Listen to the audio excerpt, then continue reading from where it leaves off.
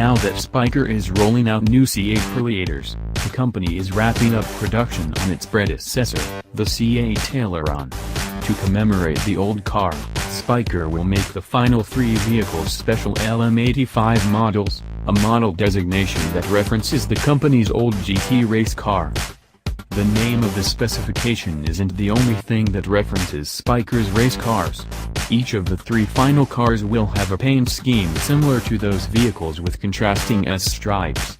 One car will be black with red stripes, another red with black stripes, and the third black with gold stripes. Each car will feature a matching interior. The bodywork of these cars is even more dramatic than the usual C8 Tayloron. It features wider fender flares for more wheel and tire, and the aluminum body panels are attached with exposed rivets. The grille also features unique slots that encircle the main opening. In the middle of the car is a supercharged Audi V8 that produces the same 518 horsepower as the early C8 Perleators. Newer Perleators use a Koenigsegg V8, and it makes 443 pound-feet of torque. It's bolted to a 6-speed ZF automatic transmission. This combination is good for a claimed 0 to 62 miles per hour time of 3.7 seconds.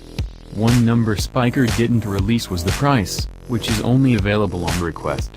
But you know the drill. If you have to ask,